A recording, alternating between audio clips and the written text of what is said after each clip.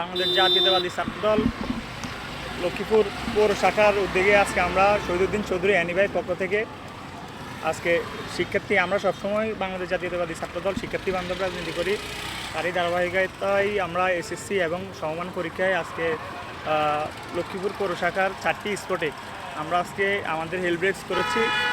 Lakshmipur collegiate উচ্চ বিদ্যালয়, লক্ষ্মীপুর আদর্শ সামাদ, লক্ষ্মীপুর গার্লস স্কুল সহ আজকের এই আলিয়া মাদ্রাসায় আমরা এই 4টি হেলব্রেক্স আমরা করেছি। এখানে আমরা শিক্ষার্থীদের জন্য আমাদের এই পানির আয়োজন করেছি। তার পাশাপাশি আমরা গিয়ে তাদের জন্য যে কলম, রাবার, পেন্সিল সহ আমরা কিছু উদ্যোগ নিয়েছি তাদেরকে সেবা দেওয়ার জন্য। আমরা ইনশাল্লাহ ভালোই সাড়া পাচ্ছি, তাদের অভিভাবকদের কাছ থেকে আমরা ইনশাল্লাহ ভালো সাড়া পাচ্ছি। আমরা সবসময় এভাবে তাদের পাশে থেকে রাজনীতি করব এবং শিক্ষার্থী বান্ধব রাজনীতিতে আমরা বিশ্বাসী। আমরা সবসময় পৌর ছাত্রদল এবং ঐক্যবদ্ধ থেকে আমরা সবসময় শিক্ষার্থী বান্ধব রাজনীতি আমরা করবো ইনশাল্লাহ। ওইটাই ভালো, নকল মুক্ত বাংলাদেশ, এটাই ভালো। আমার মেয়ে আসছে। প্রিপারেশন কেমন? হ্যাঁ, ভালো। এই বছর শিক্ষামন্ত্রী একটা নতুন নিয়ম করছে, সিসিটিভি ক্যামেরা যুক্ত করছে। এই বিষয়টা কেমন লাগতেছে আপনার কাছে?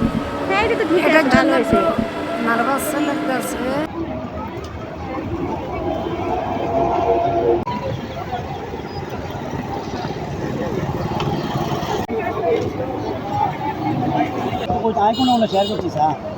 আপনার ইয়ে কই এই যে টিম ভিডিওটা আমি সব হারাইলাম।